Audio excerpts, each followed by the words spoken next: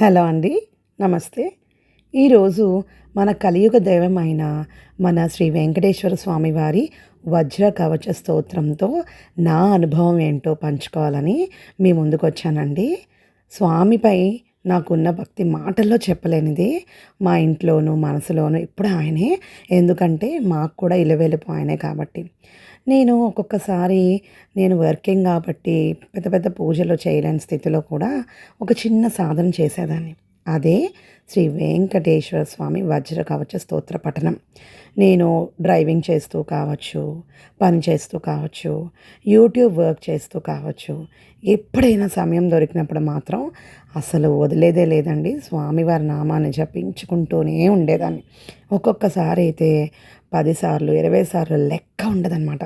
అలా జపించుకుంటూనే ఉండేదాన్ని. చిన్నదే కానీ చాలా శక్తివంతమైనదండి. నేను నా అనుభవం చెప్తానన్నాను కదా! అది మీకిప్పుడు చెప్తాను వినండి. నా జీవితంలో ఒక వ్యక్తి నేను పనిచేస్తున్న ప్రదేశంలో నన్ను తరచు మాటలతో బాధ పెడుతూ ఉండేవారు. ఎన్నిసార్లు సహించాలో అన్నిసార్లు సహించాను. కానీ ఒక సమయం వచ్చినప్పుడు మనసుకి చాలా కష్టం అనిపించేది. ఎందుకు అలాగా నేను వాళ్ళంటే పడడానికే ఉన్నానా ఏంటి అని చాలా బాధ అనిపించేది. అప్పుడు నేను ఇంకా ఈ స్తోత్రాన్ని ఎక్కువగా పఠించడం మొదలుపెట్టాను. అంటే దేనికోసమో కాదు కానీ నన్ను నేను డైవర్ట్ చేసుకోవడానికే కానీ వేరే ఏమీ కాదు. అప్పుడు మీకు చెప్పేదాన్ని కదా! ఏంటంటే టైం దొరికినప్పుడల్లా సరే చదువుతూనే ఉండేదాన్ని. ఎందుకంటే ఈ స్తోత్రం ఒక్క నిమిషం కూడా పట్టదండి. చాలా చిన్నది కాబట్టి. అయితే ఒకరోజు ఆ వ్యక్తి మళ్ళీ అదే విధంగా మాట్లాడినప్పుడు నేను ఏమీ చెప్పలేదు. నవ్వుతూ ఊరుకున్నాను.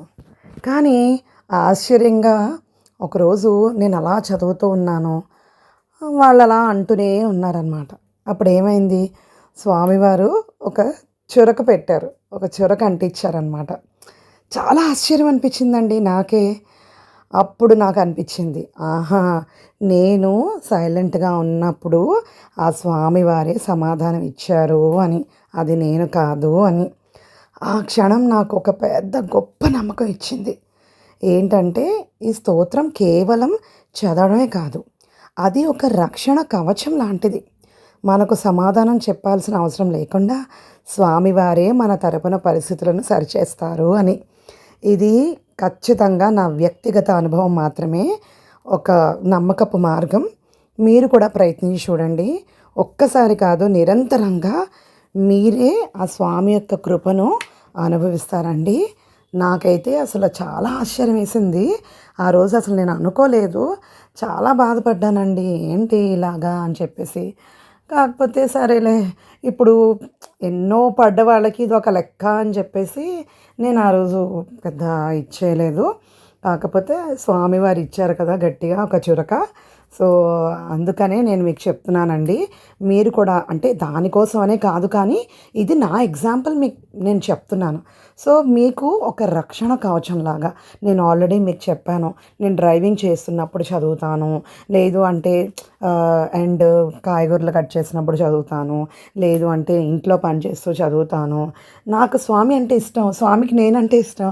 ఆయన్ని ఎప్పుడైనా నేను తలుచుకుంటాను. కాకపోతే శుచి, శుభ్రత పాటించినప్పుడు మనం చక్కగా చదువుకుంటే కనుక ఇంకా నేను ఆ శక్తి చెప్పనండి. మీరే అనుభవించి నాకు చెప్పండి. సరేనా? ఉంటాను.